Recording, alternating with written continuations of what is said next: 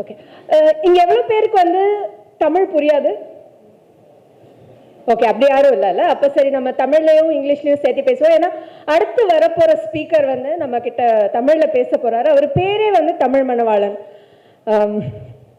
தமிழ் மணவாளன் 1991 எழுதிட்டு இருக்காரு. அவரோட முதல் கவிதை தொகுப்பு அப்பதான் வெளியானது, காகித தொட்டிலில் அப்படிங்கிற அந்த கவிதை தொகுப்பு தமிழ் எழுத்தாளர் சங்கம் பாரத ஸ்டேட் வங்கி பரிசு பெற்றது. சௌமா இலக்கிய விருது, அதோட ஒருங்கிணைப்பாளராக மிக சிறப்பாக இயங்கி வருகிறார்.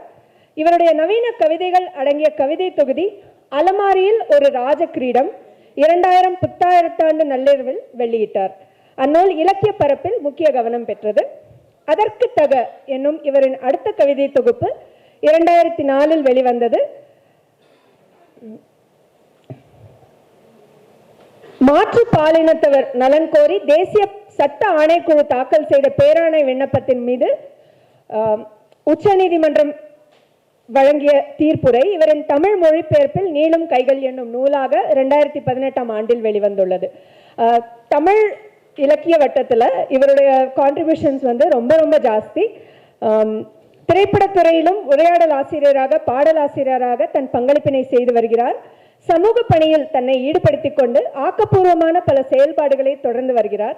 இவ்விதமாக இலக்கியம், சமூகம், திரைப்படம் என்ற பன்முக செயல்பாடுகளில் தன்னை அர்ப்பணித்துக் கொண்டு இயங்குகிற தமிழ் மணவாளனை நம்முடன் பேச மேடைக்கு அழைக்கிறேன். தெளிவுறவே அறிந்திடுதல், தெளிவுறவே அறிந்திடுதல், பிறர் தெளிவு பெற மொழிந்திடுதல், சிந்திப்பார்க்கே களி வளர ஆனந்த கனவு பல காட்டல் என்றான் பாரதி. ஒரு அற்புதமான நிகழ்வு. நான் இந்த அரங்கத்தில் நின்று உரையாற்றுவது என்பது கொஞ்சம் எனக்கு புதிதாக இருக்கிறது. இலக்கிய அரங்குகளில், புத்தக வெளியீட்டு விழாக்களில், மற்ற நிகழ்வுகளில் பேசுவது என்பது எனக்கு சற்று பொருத்தமாக இருக்கும். நீங்கள் மகிழ்ந்திருக்க வேண்டும் அல்லது மனம் குளிர்ந்திருக்க வேண்டும் என்று குழுமி இருக்கிற அந்த வேளையிலே நாம் சில செய்திகளை பகிர்ந்து கொள்வது என்பது பொருத்தமாகத்தான் இருக்கும் என்று நான் நினைக்கிறேன். அதனால் எனக்கு எந்த சங்கடமும் இல்லை.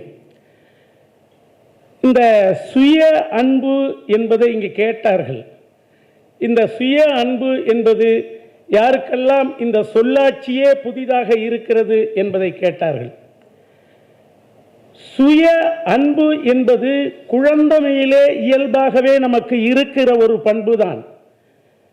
என்றைக்கு புத்தகத்தின் நடுவிலே மயிலிறகு குட்டி போடாது என்று நமக்கு தெரிய வருகிறதோ அப்போது இந்த சமூகம் நமக்கான அன்பை நம்மிடமிருந்து பறித்து விடுகிறது.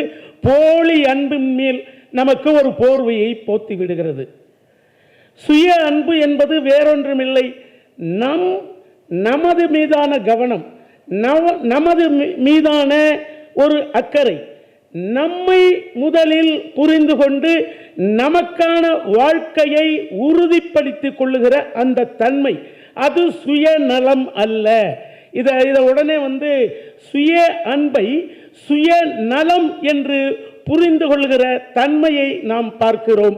சுய அன்பு என்பது சுயநலம் அல்ல. சுய அன்புதான் இந்த பிரபஞ்சத்தின் மீதான அன்பு. யார் ஒருவர் தன் மீது தனக்குத்தானே அக்கறையும் அன்பையும் கொள்கிற அந்த பண்பு நலனை பெற்றிருக்கிறாரோ அவர்தான் இந்த பிரபஞ்சத்தின் மீதான அன்பை செலுத்துகிற அந்த பண்பை பெற்றிருக்கிறார்.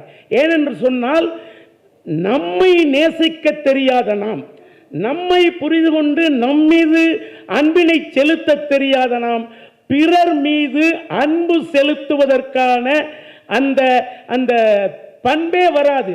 அப்ப நாம் அன்பு செலுத்துகிறோமே. ஏனென்றால் இந்த அன்பு குறித்து எவ்வளவோ நம்ம இலக்கியங்களில் சொல்லி இருக்கிறார்கள். திருவள்ளுவரில் இருந்து 2000 ஆண்டு காலமாய் சொல்கிறார்கள்.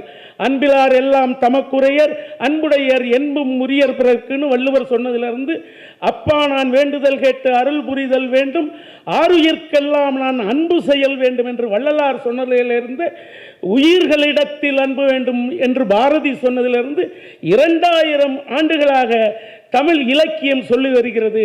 அப்ப அந்த அன்பு என்ன? சுய அன்பு இல்லாதவர்கள் பிறரின் மேல் காட்டுகிற அன்பை நிச்சயமாக நம்மால் புரிந்து கொள்ள முடியும். அது ஒரு சூழல் சார்ந்த அன்பாக, ஒரு உறவு சார்ந்த அன்பாக, ஒரு நட்பு சார்ந்த அன்பாக இருக்குமே அல்லாது தன் மீது அன்பு செலுத்துகிற அன்புதான் அன்கண்டிஷனல் அன்பாக, முன் நிபந்தனையற்ற அன்பாக இந்த பிரபஞ்சத்தின் மீது பாரதி சொன்னதைப் போல உயிர்களிடத்தில் அன்பு வேண்டும் என்ற அந்த அன்பை நம்மால் புரிந்து கொள்ள முடியும். ஏன் என்று சொல்லுகிறேன் என்றால், இன்றைக்கு தாய் தான் அன்புக்கு மிக முக்கியமான ஐக்கான்.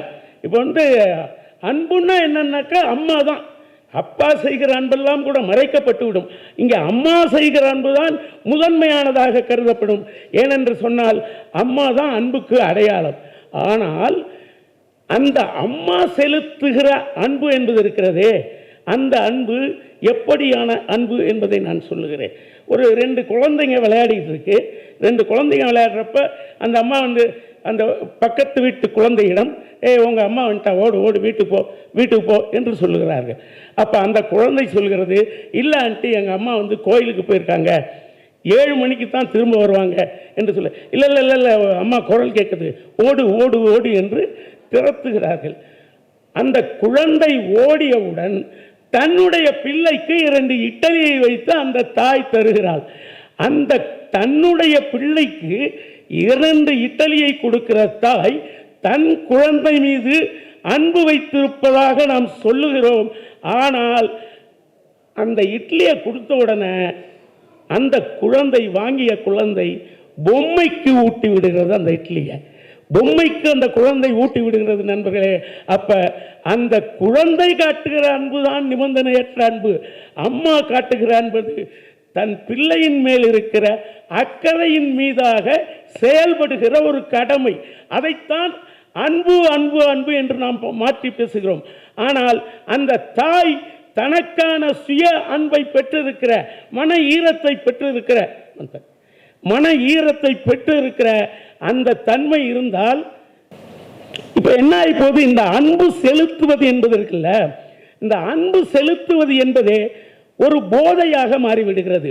அதாவது அதுவும் இந்த தியாகம்ங்கிற வார்த்தை இருக்கு, அம்மா செய்கிற தியாகம்ங்கிற வார்த்தை, அதை மாதிரி ஒரு கெட்ட வார்த்தையே இல்லைங்க உலகத்தில். அதாவது பிள்ளைகளுக்காக எல்லாவற்றையும் விட்டு கொடுப்பது என்பதும், 2 கவளம் சோறு இருந்தால் ஆளுக்கு ஒரு கவளம் பகுத்துண்டு பள்ளியர் ஓம்புதல்னு தான் சொல்கிறான். அதை இருக்கிற சாப்பாடால் எனக்கு பரவாயில்ல, நான் தண்ணி குடிச்சிட்டு படுத்துக்கிறேன் என்று சொல்லி இந்த குழந்தைகள் மீது அக்கறை இருப்பதாகவும் அல்லது அன்பு இருப்பதாகவும் இந்த தாய்மார்கள் செய்கிற அந்த தியாகம் இருக்குதே, அவர்கள் தன்னை வருத்தி, தன் வாழ்வை வருத்தி அந்த குழந்தைகளுக்கு ஏதோ யாரும் செய்ய முடியாத ஒரு அன்பை காட்டுவதாக, அது ஒரு போதையாக மாறிவிடுகிறது.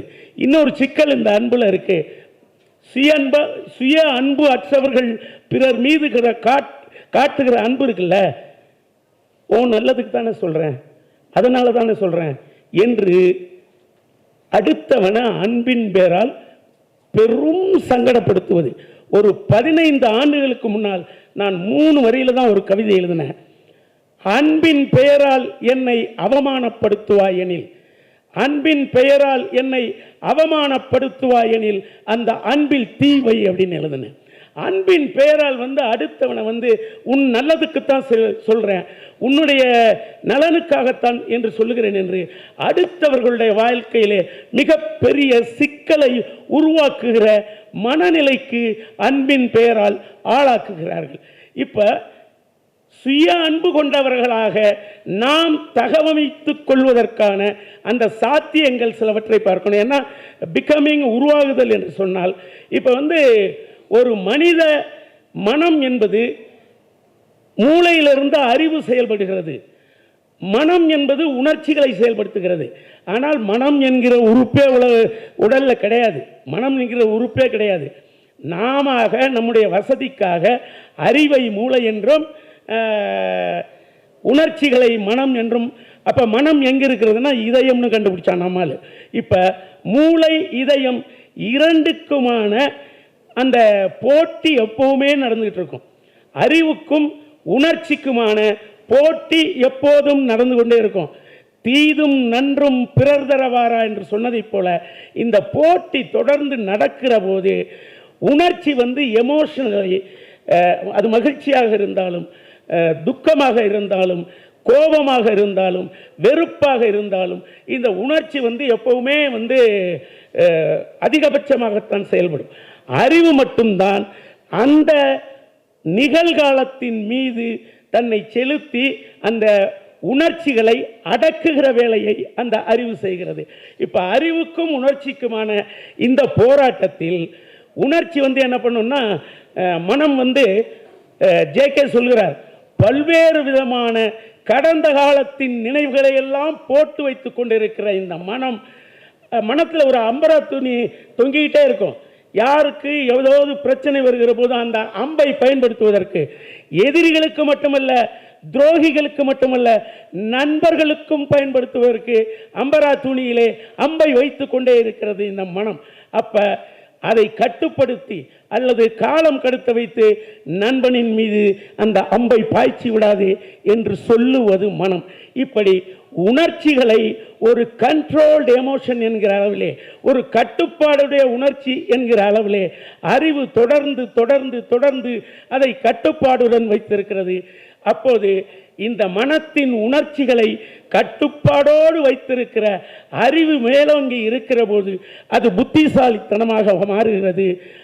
தொடர்ந்து அந்த புத்திசாலித்தனத்தை நாம் உருவாக்கி கொள்கிற போது, உணர்ச்சிகளை கட்டுப்படுத்தி அறிவை மேலிருந்து செயல்படுத்துகிற போது, அந்த புத்திசாலித்தனம் தொடர்ந்து வருகிற போது அதைத்தான் ஞானம் என்கிறோம். ஞானம் என்பது வேறொன்றும் பெரிதில்லை. அந்த ஞானம்தான் நம்மை அறிந்து கொள்வது, நம்மீது தன்னம்பிக்கையாக இருப்பது. அதுதான் சுய அன்பின் பிரதானம். இந்த சுய அன்பை பெறுபவர்கள் தான் ஞானம் பெற்றவர்கள் என்று சொல்லி இந்த நல்ல வாய்ப்புக்கு நன்றி பாராட்டி விடைபெறுகிறேன். நன்றி. சுத்த தமிழ்ல நம்ம பேசுகிற ஒரு மாடர்ன் கான்செப்டை கேட்கறதுக்கு ரொம்ப சந்தோஷமா இருந்தது. ஸ்பீச் எப்படி இருந்தது? வண்டர்ஃபுல். தமிழ் மணவாளன் ஐயாவுக்கு ஒரு சின்ன பரிசு கொடுக்கறதுக்காக லதாவை மேடைக்கு அழைக்கிறேன்.